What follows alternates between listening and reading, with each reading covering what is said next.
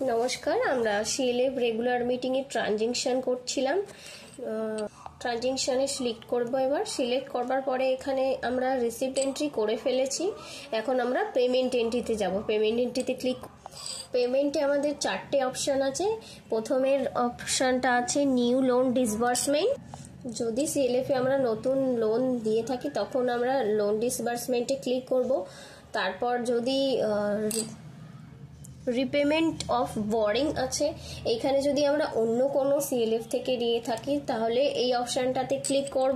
Fund disbursement, যদি আপনি CLF থেকে ফান্ড ডিসবার্সমেন্ট করতে চান তখন আপনি ফান্ড ডিসবার্সমেন্টে ক্লিক করবেন।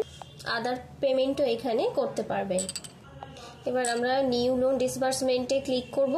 নিউ লোন ডিসবার্সমেন্টে ক্লিক করলে এখানে আমাদের 4টে অপশান চলে আসবে, এসএইচজি, ভিও, আদার সিএলএফ আর পিএনপি। এখানে আমরা ভিওকে লোন ডিসবার্স করে রেখেছি, সেজন্য ভিওতেই ভিও অপশানটাতে ক্লিক করব। ভিও অপশানে ক্লিক করবার পরে ভিও নাম চলে আসবে।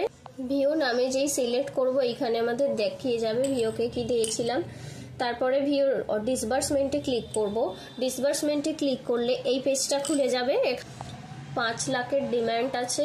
ডিস্ট্রিবিউশন অ্যামাউন্ট, ডিসবার্স অ্যামাউন্ট এবারে আমরা ওখানে 5 লাখ বসাবো। এখানে আমাদের অ্যাকাউন্টে 5 লাখ টাকা আছে, সেই জন্য 5 লাখ টাকা দিতে পারবো। তারপরে লোন ডিসবার্স ডেট, এটা 30 এপ্রিল দেব, 30 এপ্রিল 24। তারপর ইন্টারেস্ট এফেক্টেড ডেট, ওখানেও 30 এপ্রিলই দেব। মডিটোরিয়াম যদি পেয়ে থাকি তাহলে দেব, নাহলে দেব। ইএমআই স্টার্ট ডেট, এখানে আমরা 30 এপ্রিলই দেব। এবার ইএমআই টাইপ, ওইখানে ফিক্সড ফ্রেড প্রিন্সিপাল দেব। তারপর রেট অফ ইন্টারেস্ট, ওইখানে আমরা 6% দেব। টেনওভার ইন মান্থস, ওইটা 60 দেব। এবার আমরা নেক্সটে ক্লিক করব। এখানে ডিসবার্সমেন্ট, শিডিউলার আর পেমেন্ট অপশান দেখতে পাচ্ছি। জেনারেট শিডিউলারকে যদি ক্লিক করি তাহলে শিডিউলারগুলো আমাদের দেখতে পাবো। পেমেন্টে যদি ক্লিক করি তো আমরা পেমেন্ট করতে পারবো। নিচে চলে যাই।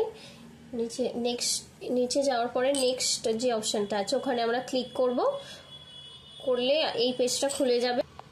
এবার আমরা ডিসবার্স করব, চেকেই ডিসবার্স করব, তো চেক অপশানটাতে ক্লিক করব। করবার পরে আমরা চেক নাম্বার দেব, তারপর চেক ইস্যু ডেট দেব, 30 এপ্রিলের চেক ইস্যু ডেটটা দেব। কোন ব্যাংক থেকে ডেবিট হবে টাকাটা সেটাকে আমরা এখানে সিলেক্ট করব। তারপর ন্যারেশন দেব, দিয়ে আমরা সেভ মেরে দেব। আমাদের লোন ডিসবার্স হয়ে গেল।